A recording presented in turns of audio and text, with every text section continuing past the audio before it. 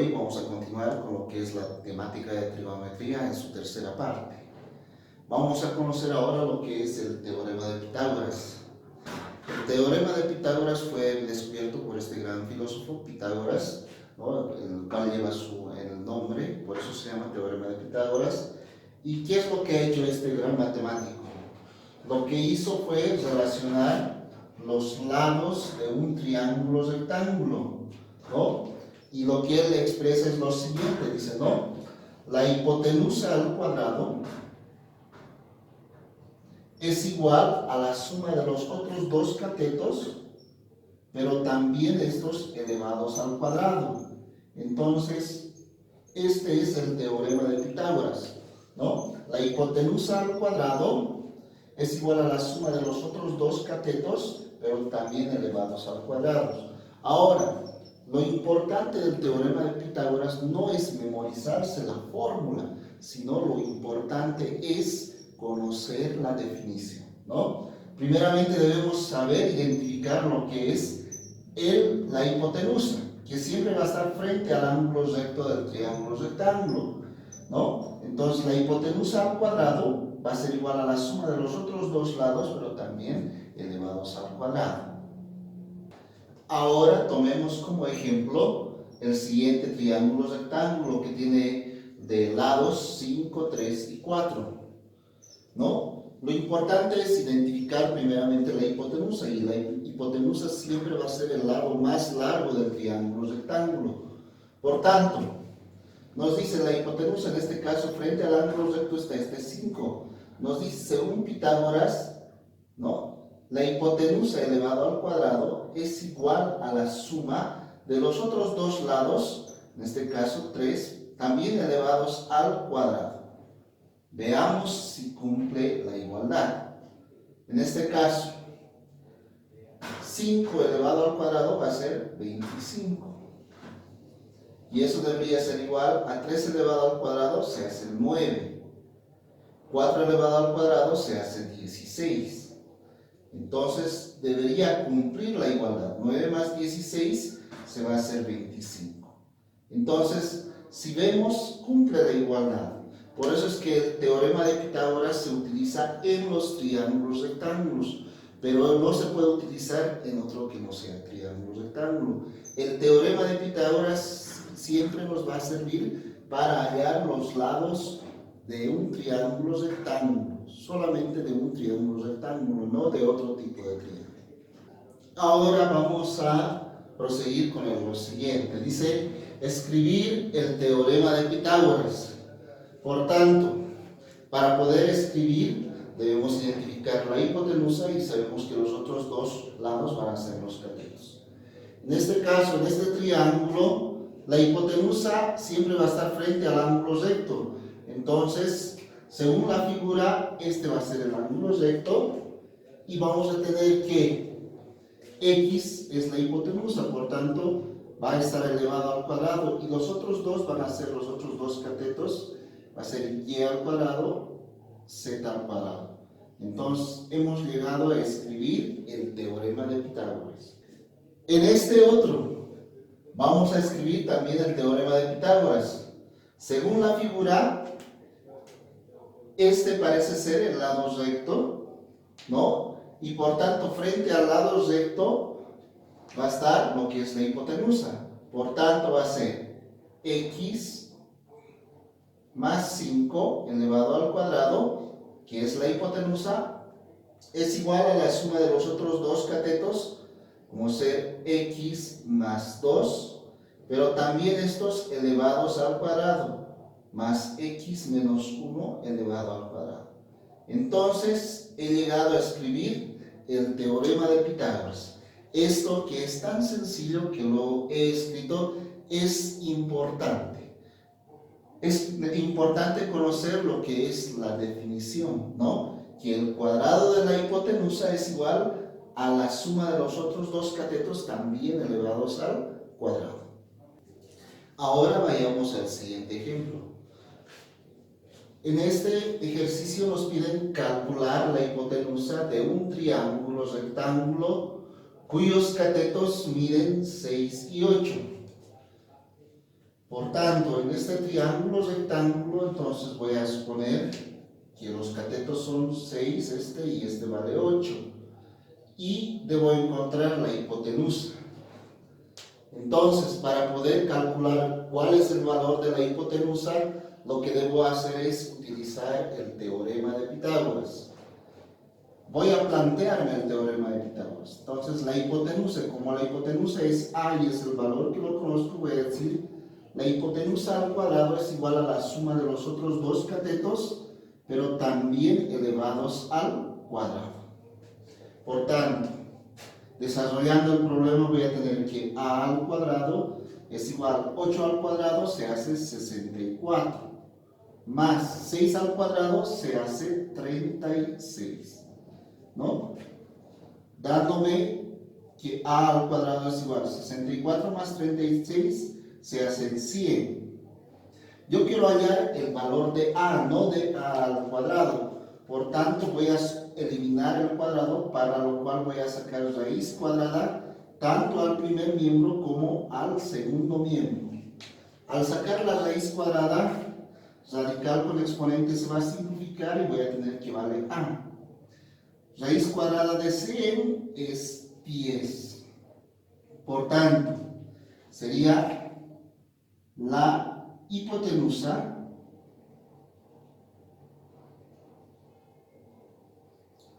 mide 10. He hallado de que la hipotenusa mide 10. Ahora calculemos el siguiente ejercicio. Nos pide calcular el cateto X del triángulo rectángulo.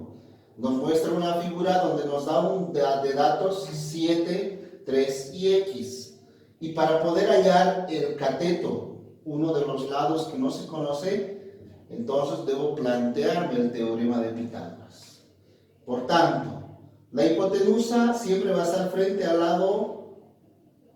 ángulo recto, ¿no? Entonces, y es el más largo. 7 es, por cantidad, es el más largo que 3. Entonces, voy a decir que 7 elevado al cuadrado, que es la hipotenusa al cuadrado, es igual a la suma de los otros dos catetos, que sería 3 también elevados al cuadrado.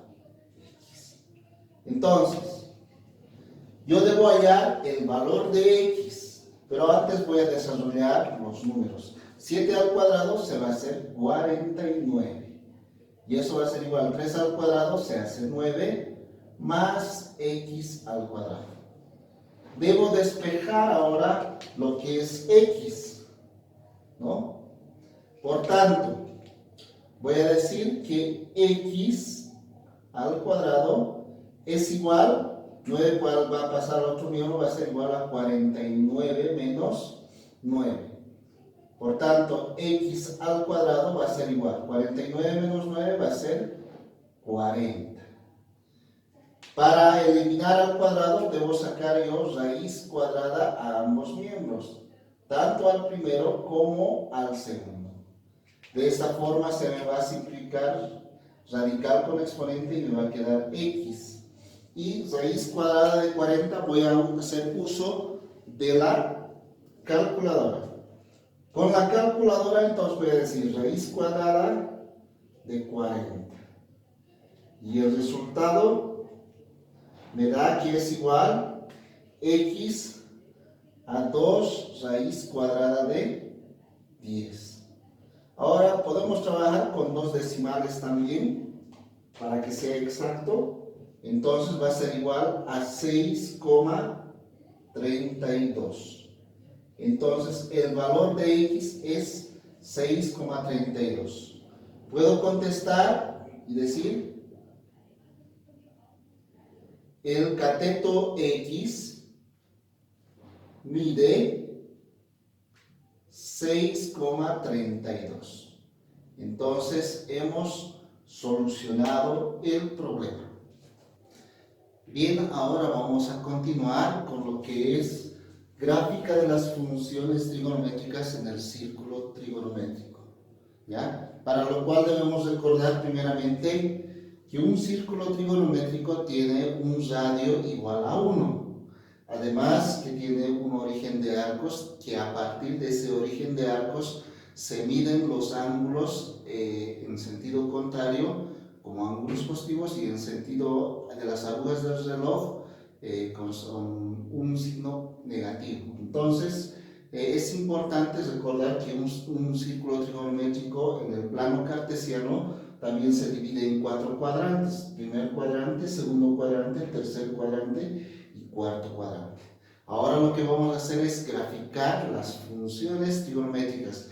Las primeras 3 para que sea más exacto, para que puedan entender, comprender en este caso lo que son las funciones seno, coseno y tangente. Bien, entonces grafiquemos la primera función. La función seno. ¿Ya? La función seno dentro del círculo trigonométrico se representa a través de una línea vertical.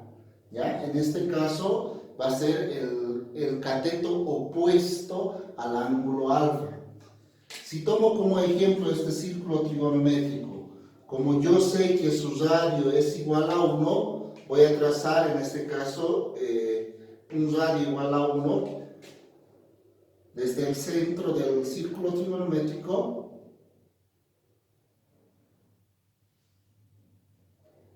el radio de este círculo es de 1.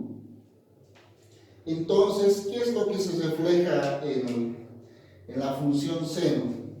Lo que vamos a tener reflejado y es lo que vamos a construir es un triángulo rectángulo a partir del radio de lo que es el círculo trigonométrico.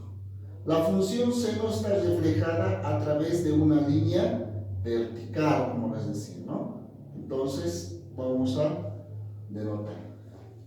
Entonces, cuando se tiene un ángulo alfa, ¿ya? El seno viene a ser el cateto opuesto del ángulo alfa. En este caso, su cateto opuesto viene a ser este lado. Por tanto, cuando se encuentra en el primer cuadrante el ángulo, el primer cuadrante del círculo trigonométrico, el seno del ángulo alfa es positivo. Entonces, cuando nosotros calculamos en nuestra calculadora, lo que estamos midiendo en realidad es la distancia o el tamaño de este segmento. ¿Cuánto mide? Lo máximo que va a llegar a medir en el primer cuadrante va a ser 1. ¿Y cuándo va a ser eso? Cuando el ángulo alfa sea 90 grados. Si ustedes colocan en su calculadora seno de 90 grados, les va a dar con toda seguridad 1. Entonces, en el primer cuadrante, el ángulo alfa, el resultado va a tener signo positivo, ¿ya? Además, su máxima longitud va a ser 1. Puede hacer después 0,9, 0,45, 0,8, 0,60 y diferente, dependiendo el ángulo que se tiene de referencia. Ahora, veamos qué sucede en el segundo cuadrante. Vamos a graficar en el segundo cuadrante el seno. Por tanto, voy a hacer con el radio, vamos a formar otro triángulo rectángulo, ¿ya?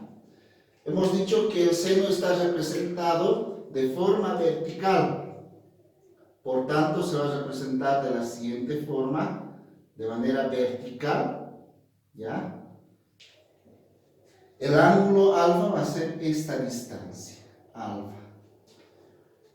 Cuando alfa está en el segundo cuadrante, es decir, está entre más de 90 grados y menos de 180 grados, entonces el seno se mide de forma vertical. El seno también en el segundo cuadrante nos va a dar como resultado con signo positivo, ¿ya? Si ustedes colocan, por ejemplo, seno de 112 grados en la calculadora, lo único que tienen que poner es seno, ¿no?, de 112 grados y hacen igual, les va a salir 0,92. Quiere decir que este segmento vertical mide 0,92 de distancia, ¿ya? Entonces, eso es lo que calculamos y además tiene signo positivo. Eso es con la función seno en el primer cuadrante o en este caso en el segundo cuadrante. Veamos ahora qué sucede en el tercer cuadrante.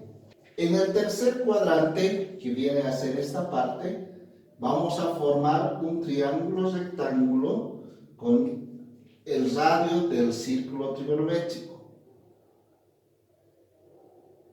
Este es el radio, ¿no?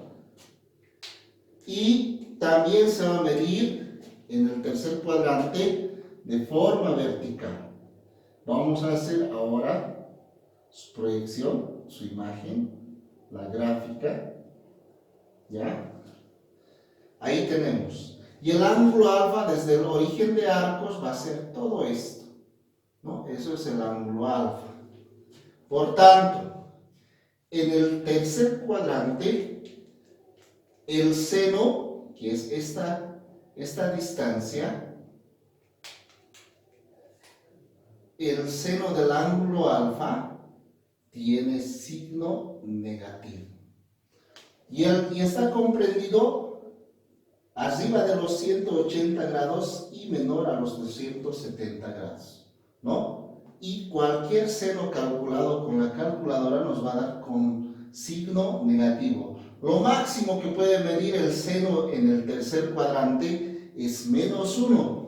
Si ustedes ponen seno de 270 grados, nos va a dar con toda seguridad -1. Porque este segmento vertical, cuando llegue a estar el radio igual a lo que es el segmento, va a dar como resultado -1 porque va a estar en la parte inferior, ¿ya? Entonces, eso es en el tercer cuadrante. Veamos qué sucede en el cuarto cuadrante. En el cuarto cuadrante, también con el círculo trigonométrico, vamos a tomar el radio como referencia. La proyección va a ser también un segmento vertical, ¿ya? Ese segmento vertical, ¿ya? va a ser la gráfica, en este caso, del seno, pero en el cuarto cuadrante. ¿Qué sucede en el cuarto cuadrante? El ángulo va a ser barrido desde el origen de arcos hasta lo que es el radio. Entonces, en el cuarto cuadrante, el seno del ángulo alfa es con signo negativo también. Entonces, si yo pongo en este caso seno de 281, nos va a dar un valor. Podemos calcular eso con la calculadora y decir seno de 281. Y nos va a salir con toda seguridad con signo negativo. Dice 0,98 y varios decimales. Entonces quiere decir que tiene signo negativo. Esa es la representación gráfica de la función seno en el círculo trigonométrico. Ahora continuemos con lo que es la gráfica de la función coseno. Entonces vamos a graficar la función coseno. La función coseno, como hemos dicho, vamos a graficar las funciones en un círculo trigonométrico. Voy a tomar en cuenta el radio del círculo trigonométrico, ¿ya? Y la función coseno está representado por el cateto adyacente al ángulo alfa. Vamos a formar en este caso un triángulo rectángulo con lo que es el radio del círculo trigonométrico, ¿ya? En el primer cuadrante, vamos a decir, el ángulo alfa tiene un barrido en este sentido antihorario y el coseno vendría a ser lo que es el cateto adyacente al ángulo alfa. En este caso, este va a ser el coseno. Entonces, cuando nosotros calculamos en la calculadora la función coseno, lo que nos mide es qué el cateto adyacente al ángulo alfa. ¿Ya? En este caso, la función coseno en el primer cuadrante, ¿ya? Vamos a decir que el coseno de alfa, coseno de ángulo alfa, tiene signo positivo. Y la distancia más larga va a ser 1 positivo. ¿Ya? ¿Y en qué ángulo va a tener ese 1? Va a ser en coseno de 0 grados, porque va a estar en el origen de arcos y va a ser 1. ¿Y cuándo va a valer 0? Cuando este cateto adyacente se encuentre en el origen de coordenadas, es decir, que el ángulo sea 90 grados. Si nosotros colocamos en la calculadora coseno de 90 grados, nos va a dar 0 como resultado.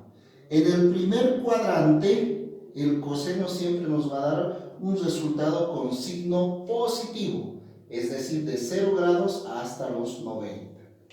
Veamos qué sucede en el segundo cuadrante. Vamos a utilizar el radio del círculo trigonométrico. Vamos a construir un triángulo rectángulo con el radio. En el segundo cuadrante, ¿ya? También se mide lo que es el segmento horizontal y en este caso, como he dicho, el cateto adyacente al ángulo alfa. En este caso, va a ser el coseno, el ángulo alfa, y esta va a ser la gráfica, ¿no? Entonces, en el segundo cuadrante también se mide la distancia del cateto adyacente al ángulo alfa. En este caso, el coseno en el segundo cuadrante de alfa tiene signo negativo. Entonces, cualquier ángulo que esté dentro del segundo cuadrante, el resultado, el coseno nos va a dar con signo negativo, ¿ya? Y eso lo pueden calcular. Lo máximo que puede tener con signo negativo es menos 1.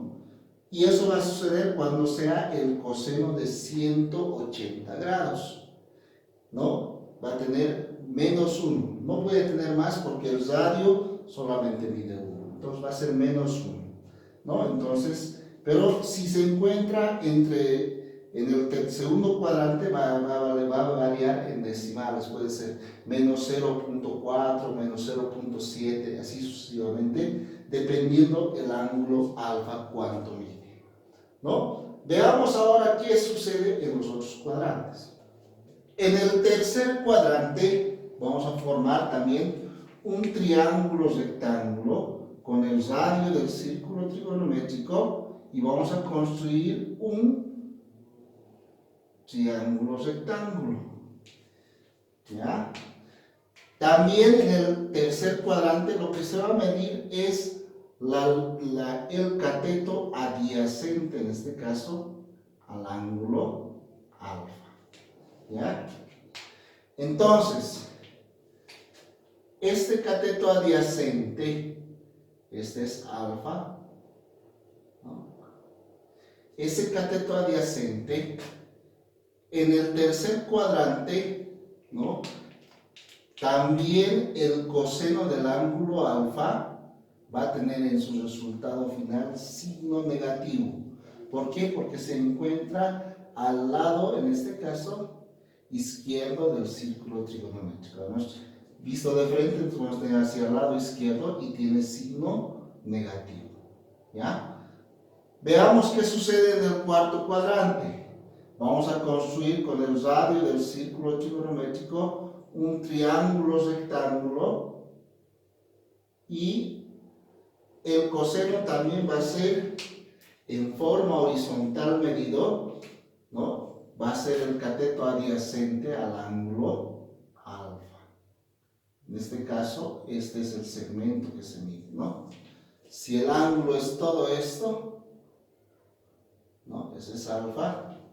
Entonces, en este caso, vamos a medir esa longitud. Y en el cuarto cuadrante, el coseno del ángulo alfa tiene signo positivo. Además se encuentra hacia el lado derecho del círculo trigonométrico. La mitad tiene signo positivo y la otra mitad con signo negativo. Entonces, ahí está la gráfica. Entonces podemos ver que si yo calculo, por decir, un ángulo de 300 grados, me va a salir el resultado con signo positivo en la calculadora. Ahora conozcamos la gráfica de la función tangente. Entonces vamos a graficar la función tangente. La función tangente, como lo dice su nombre, es la tangente, pero de una recta que está en forma vertical, ¿ya? Esto en el origen de arcos, es decir, en 0 grados, 0 minutos, 0 segundos, va a estar una línea tangente y va a ser medido la prolongación desde el eje X hasta la prolongación del radio. Entonces, dicho eso, vamos a graficar lo que es la tangente. Para lo cual, voy a hacer una tangente en el origen de arcos, ¿ya? Y vamos a poner la tangente a la circunferencia.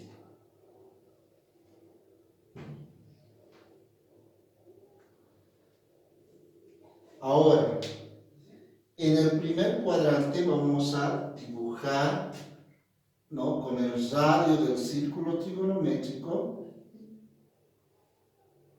¿ya? Vamos a dibujar un triángulo rectángulo, ¿ya? Y el ángulo alfa.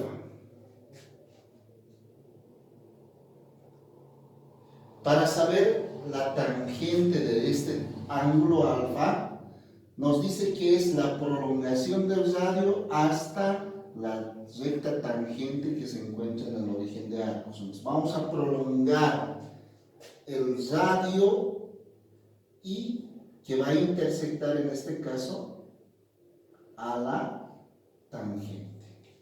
Entonces, la tangente va a venir a ser la distancia desde el eje X, en este caso, hasta la intersección de la prolongación del radio. En este caso va a ser esto. Entonces, cuando nosotros calculamos la tangente, en este caso, la tangente, lo que estamos haciendo es medir la distancia desde el origen de arcos en la tangente a la circunferencia hasta la prolongación, en este caso, del radio. Y justamente va a ser esta distancia. La tangente del ángulo alfa en el primer cuadrante tiene signo positivo. Cuando es del eje X hacia arriba, va a ser con signo positivo. Por eso ustedes calculan la tangente de 40, les va a salir un resultado con signo positivo. Eso en el primer cuadrante. Veamos ahora en el segundo cuadrante.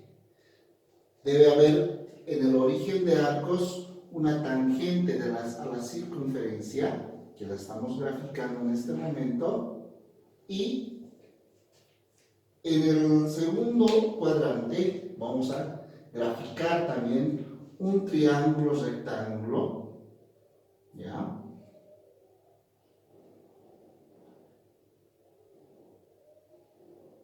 La tangente va a ser medida en el segundo cuadrante tomando en cuenta el ángulo alfa. Vamos a ver lo siguiente. Si este es el ángulo alfa, ¿no? La tangente va a ser medido la prolongación del radio hasta la tangente. Entonces voy a prolongar lo que es el radio. Voy a prolongar el radio de la circunferencia hasta que intersecte a la recta tangente. Bien, donde intersecta, ¿no?, se mide en forma vertical el segmento de la tangente. Entonces, la tangente vendría a ser esto.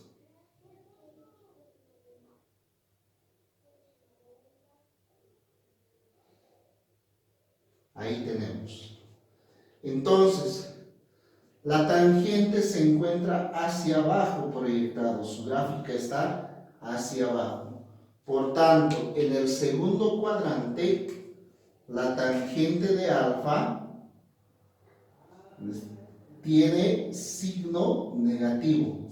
Cuando se proyecta del eje de las X hacia abajo, va a tener signo negativo en este caso.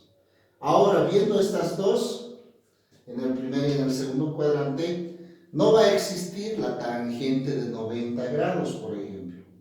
¿Por qué no va a existir? Porque si nosotros observamos, jamás se va a llegar a intersectar con la recta tangente, ¿no? Jamás se va a llegar a intersectar. Entonces, si ustedes colocan tangente de 90 grados, les va a salir error matemático en sus calculadores.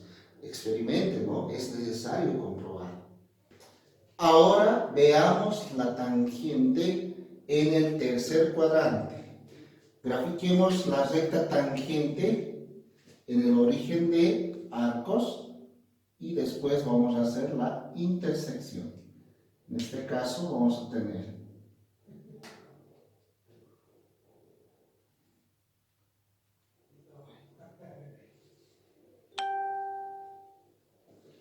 ahí tenemos, graficamos el radio en el tercer cuadrante. Formamos un triángulo rectángulo.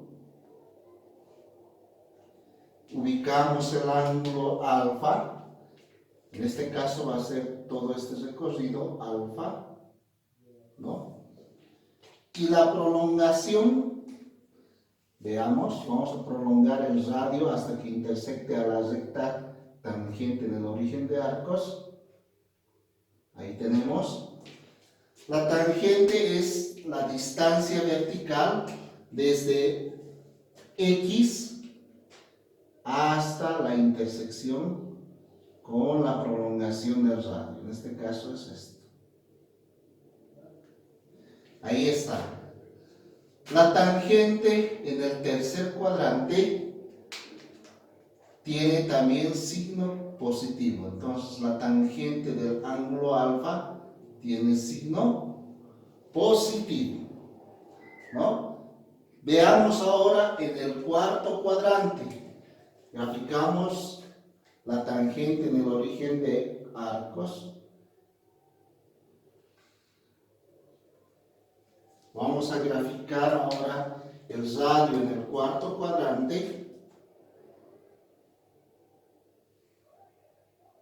Vamos a construir un triángulo rectángulo. El ángulo alfa va a ser este barrido, que va a ser mayor a 270 grados hasta 360. Y la tangente va a ser la prolongación del radio. Es decir, vamos a prolongar el radio, corta la recta tangente a la circunferencia. Y tenemos, en este caso,